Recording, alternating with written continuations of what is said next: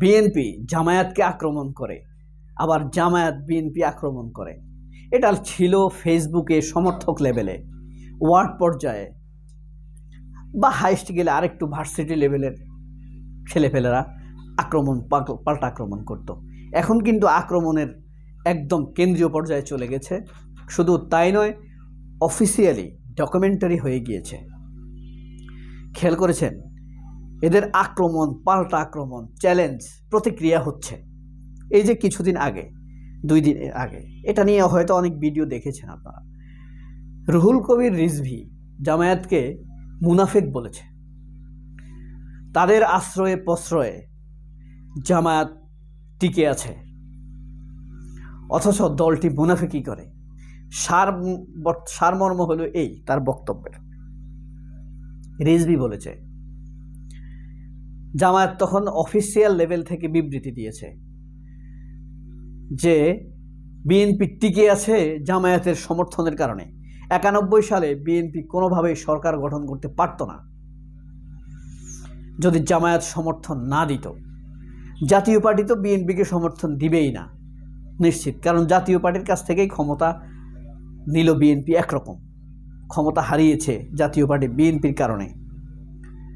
আওয়ামী লীগের দিক দিয়ে পাল্টা জোট গঠন করার জন্য চেষ্টা করে যাচ্ছে, বাম, জাতীয় পার্টি এদেরকে নিয়ে। তখনই বিএনপির পক্ষ থেকে, এটা হলো জামায়াতের বিবৃতি, বিএনপির পক্ষ থেকে জামায়াতের সাথে যোগাযোগ করা হয়। এই যোগাযোগের কারণেই জামায়াতের বড় বড় নেতারা, তখন তো আন্তর্জাতিক পর্যায়ের নেতা ছিলেন জামায়াতে, আন্তর্জাতিক পর্যায়ের বুদ্ধিজীবীরা ছিলেন, তখন তারা বিএনপিকে সমর্থন দেয়।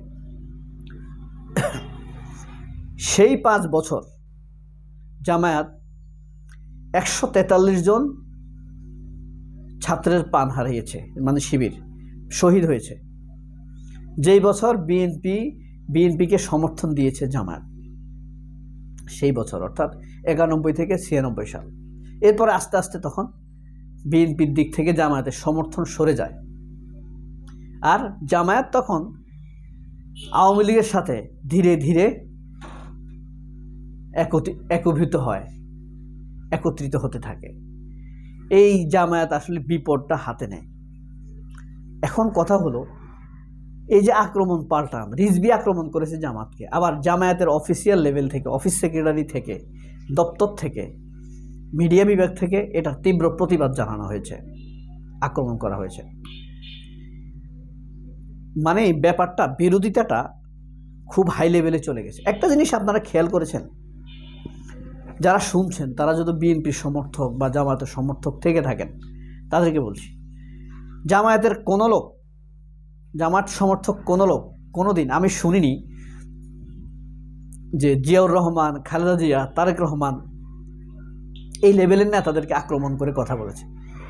সাইদি সাহেব তো রীতিমতো জিয়াউর রহমানের ভক্ত ছিল, জিয়াউর রহমানের জন্য দোয়া করতেন। তিনি বিভিন্ন বড় বড় ওয়াজ মাহফিলে হাত তুলে দোয়া করতেন, কেঁদেছেন। আমি নিজে শুনেছি একবার রায়পুর, 2004 সালে রায়পুর নামের একটা জায়গা আছে, নিজে হাত তুলে জিয়াউর রহমানের জন্য দোয়া করে কেঁদেছেন। জামায়াতের লোকরা কিন্তু জিয়াউর রহমানের ব্যক্তিগতভাবে খুব ভক্ত, খালেদা জিয়ার স্বচ্ছতা, দেশপ্রেমের ভক্ত, সরলতার ভক্ত। তারেক রহমানকেও তারা এখন পর্যন্ত শ্রদ্ধা করে। সামনে কি হয় সেটা তারা ধরে রাখতে পারে কিনা, সম্মান তো ধরে রাখারও একটা ব্যাপার আছে, তাই না? জাতীয় নেতা হতে গেলে খালেদা জিয়া সেটা পেরেছেন, জিয়াউর রহমান পেরেছেন। এই জিনিস আমি কোনোদিন দেখিনি যে জামায়াতের কোনো কেন্দ্রীয় নেতা, এমনকি ওয়ার্ড পর্যায়ের নেতা, কখনো জিয়াউর রহমান, খালেদা জিয়া, তারেক রহমান তাদেরকে আক্রমণ করে, কোনো দিন এই পরিবারকে আক্রমণ করে কথা বলেনি জামায়াতের লোকরা। এটি একটি চমকপ্রদ বিষয়, ভেবে দেখার মতো বিষয়। এরপরে দেখেন,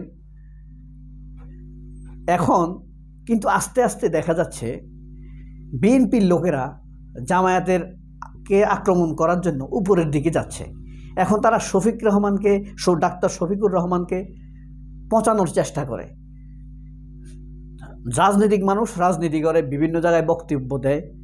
এই বক্তব্যের মধ্যে তারা নানান অসঙ্গতি ধরা শুরু করে দিয়েছে। অসঙ্গতি তো আপনি ধরতে পারবেন।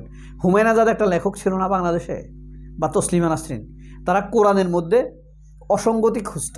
যেমন হুমায়ুন আজাদের একটা বই আছে, পাকসার জমিন সাতবাদ।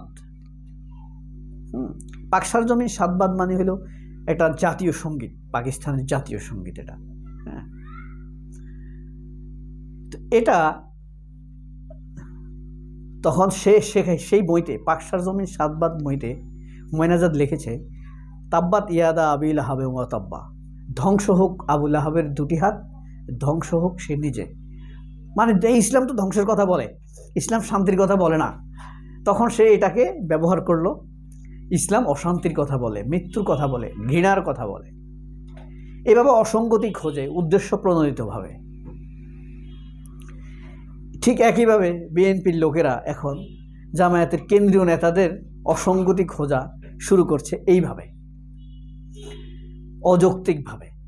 কিন্তু আমি ব্যক্তিগতভাবে দেখিনি জামায়াতের কোনো লোক এই বিএনপির লোকদেরকে আক্রমণ করে কথা বলতে, বরং এইটা বলে যে কোথায় চাঁদাবাজি হচ্ছে, এটা কারা করছে, কাদের সাথে চাঁদাবাজি করছে, এবং সেই চাঁদাবাজির ফল কি। এখন কথা হলো, যেমন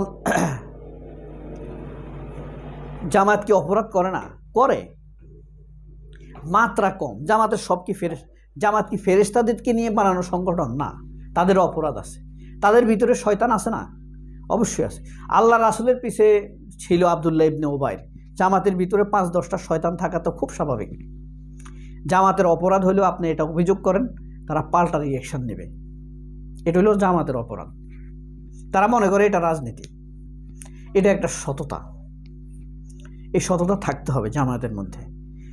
তবে হ্যাঁ, আল্লাহ রাসূলের সাথে যদি আব্দুল্লাহ ইবনে উবাইরের মতো মিথ্যাবাদী মুনাফিক থাকতে পারে, জামায়াতের ভিতরেও থাকতে পারে না, আছে। আমি বললাম আছে। যেমন আপনার নাবিল গ্রুপ একটা, সে হলো টাকা পাচারকারী, মানি লন্ডার, 12,000 কোটি টাকা মেরেছে ব্যাংক থেকে। নাবিল গ্রুপের চেয়ারম্যানকে আশ্রয় প্রশ্রয় দিচ্ছে জামায়াত, দিচ্ছে না? এটা অপরাধ না? তারা মনে করে কি টাকা দিয়ে সব টিকে যাবে। ইসলামী ব্যাংক কি জামায়াতকে টিকাইতে পারছে? মতিউর রহমান নিজামীকে বাঁচায় রাখতে পারছে ইসলামী ব্যাংক? মাওলানা দেলোয়ার হোসেন সাইদিকে টিকাইতে পারছে? পারেনি। ইসলামী ব্যাংক পারেনি। আপনার শহীদ কাদের মোল্লাকে টিকাইতে পারছে? পারেনি। কামারুজ্জামানকে টিকাইতে পারছে? মীর কাসেম আলীকে টিকাইতে পারছে?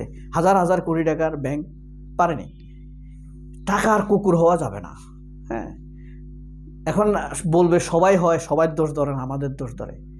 হ্যাঁ, কিন্তু সবার এমনভাবে গু খায়, গু খাইতে খাইতে তার সারা শরীরে তো গু দেখা যায়, সারা শরীর ঘুয়ের শরীর হয়ে গেছে। এখন তাই বলি কি আপনি খাওয়া শুরু করবেন? মানুষ তাহলে আপনাদেরকে লোভী বলবে। আপনারা নাবিল গ্রুপকে প্রশ্রয় দিবেন। মনে রাখতে হবে, জামায়াতের শত শত কোটি টাকা এয়ানত আসে, হাজার হাজার কোটি টাকা মানুষ 2-4-5 টাকা করে দেয়। সৌদি আরব, আমেরিকা, দুবাই যেসব শ্রমিক কামার কুমার আছে তারা দেয়। তাদেরকে সম্মান করুন, দুর্নীতিবাজদেরকে সম্মান না করে। কিন্তু চান্স পেলে আপনারা তাদেরকে অবহেলা করেন। এই যে সৌদি আরব, দুবাইতে যারা আছে তারা শত শত কোটি টাকা দেয় প্রতি মাসে জামায়াতকে এয়ানত হিসাবে। তারা আসে না, এই পরিচ্ছন্ন সংগঠন দ্বারা তারা নাবিল গ্রুপে প্রোটেক্ট করে। যাই হোক, এই আক্রমণ পাল্টা আক্রমণের সুযোগ করে দিচ্ছে কিন্তু জামায়াত। তারা সেই পথ থেকে সরে আসুক। বিএনপি জামাত রাজনীতি করুক, একজন একজনকে আদর্শিক আক্রমণ করতে পারে, ভুল ত্রুটি ধরবে, কিন্তু ডাইরেক্ট এইভাবে মারা ধরার বিচারের। বিএনপি আসলে এবার জামাতের লোকদেরকে ফাঁসি দিবে না? দিবে, অবশ্যই দিবে। হয়তো আপনি বলতে পারেন তারা একসাথে ছিল না, আওয়ামী লীগের সাথে জোট করেছে না জামায়াত, পরে ফাঁসি দিছে না? বিএনপির লোকেও জামাত জোট করেছে, পরে বিএনপি আবার জামায়াতের লোকদেরকে ফাঁসি দিবে, আরো ভয়ঙ্করভাবে, ডেঞ্জারাসলি দিবে। ভারতের ভয়ঙ্কর সমর্থন নিয়েই জামায়াতের লোকদেরকে ফাঁসি দিবে বিএনপি। তাদের ওইটা ফোঁসাবে যে তাদেরকে সবাই বলে না আপনারা জামায়াতের সাথে জোট করেছেন, সেটা ফোঁসানোর জন্য, তারা মনে করে সেটা কলঙ্ক, সেই কলঙ্কর দাগ মোছানোর জন্য জামায়াতের লোকদেরকে বিএনপি ফাঁসি দেবে। বিএনপিকে দিয়েই ভারত ফাঁসি দেওয়া হবে জামায়াতের লোকদেরকে। সেই পথ খোলা না রাখুক জামাত। এখন কথা হলো ফাঁসি দিবে 2-4 জনকে, তাদের জন্য মরবে আরো হাজার হাজার। আল্লামা সাইদিকে যে ইয়ে করছে, তাদেরকে বাঁচাইতে গিয়ে আন্দোলন করা হয়েছে, একদিনে 170 জন শহীদ হয়েছে। কাদের জীবন যায়? সবাই অনেক ভালো থাকবেন। আল্লাহ হাফেজ। আসসালামু আলাইকুম।